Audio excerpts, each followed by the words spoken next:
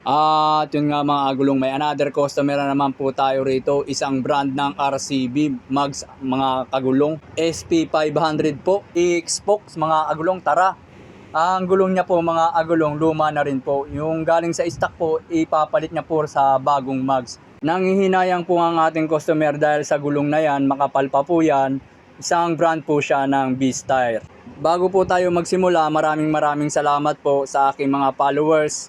Sa mga new followers ko po, sa mga top fans, sa nag-share ng aking upload. Lubos po ako nagpapasalamat sa inyong lahat, mga agulong. Dumako na nga po tayo rito mga agulong sa ating ginagawa. Tatanggalin po natin ito, yung stock mags niya, at ililipat nga po ang gulong na yan mga kagulong. Kung napansin nyo mga agulong, hindi na po tayo naglagay ng guide dyan, gawa ng yung stock mags ng ating customer ay hindi na po siya, wala na po siyang pintura sa gilid. Kung mapapansin nyo po yung mga gilid ng kanyang yantas ng mags ay kulay silver na po. Kaya hindi na po natin kailangan sapinan yan. Kasi hindi naman talaga basta-basta sabit sa pagtatanggal natin mga kagulong. At ito nga pong gulong niya mga kagulong ay nagkaroon ng isang butas. Na butas po ng isang screw maliit. Ibubulkanize po muna natin ito. Ang binubulkanize po natin sa mga ganito ay patch po yan. Linisin muna natin mga kagulong para malagyan na po natin ng solution yan mga kagulong. Talagang mas maganda po talaga sa mga gulong kung ang mga butas ng gulong natin ay maliit lamang, ay kayang-kaya po ng mga patch yan. Hindi ko na po ipapakita sa inyo yung binaklas ko yung harapan, same lang din po yan mga kagulong. At pagkatapos nating i-vulcanize yan mga kagulong, dumako naman po tayo sa main topic.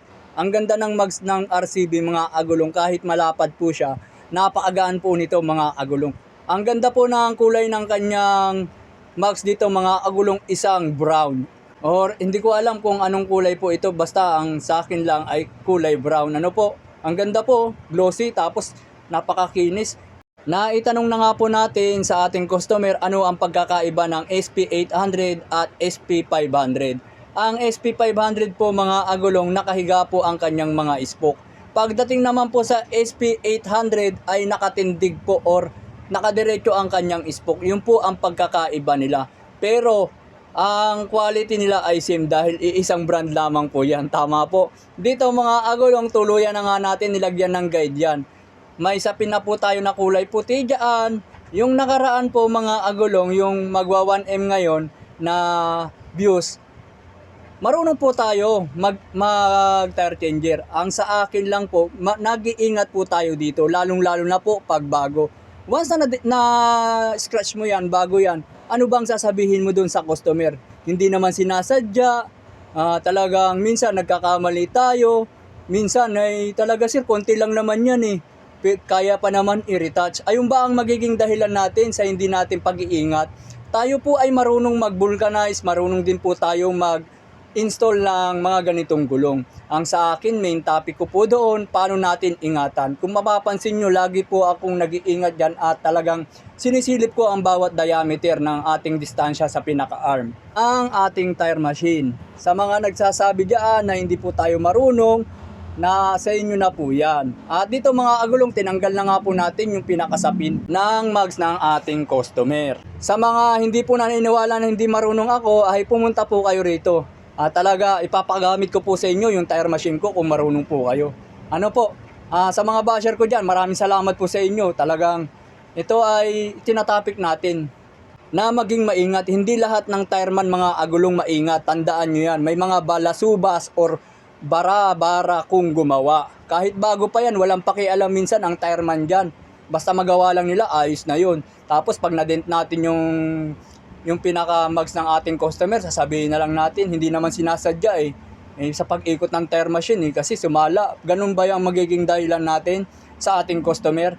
Tinanggap natin ang trabaho, dapat kailangan din natin alagaan ito. Tama mga agulong? Dito mga agulong, naglagay ulit tayo ng guide sa ating pinaka-tire arm.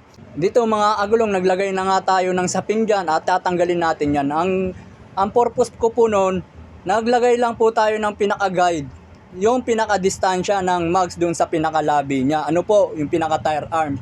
Kaya po once na medyo gumalaw ang ating arm dyan, hindi po siya masyadong didikit. Maaalalayan po agad natin. Hindi kamukha ng sobrang dikit ng pinaka-arm niyan sa pinaka-mags at hindi maganda ang pagka-rotate ng gulong natin or sumala ang pagkakaposisyon niyan sa pagkakabit, ay nagkakaroon po ng gasgas yan or guhit.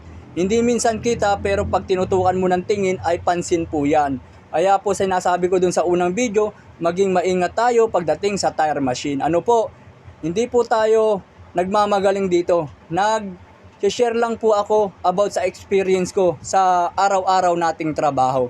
Ako po ay isang tireman, nag-share po tayo kung paano natin ingatan ang isang bagay na pinagkatiwala sa atin ng customer. Lalong-lalo na po yung mga regular customer natin, malapit lang sa atin yan, madidismaya sila sa atin, sa ating trabaho. Ano po, madadala po sila. Hindi kamukha ng lagi po tayong nag-iingat, kahit malayo pa man ang customer natin ay dadayuhin tayo. Ganyan dapat tayo magtrabaho, mga tireman. Hindi ko naman sinabi lahat, ano po, hanggang dito na lang.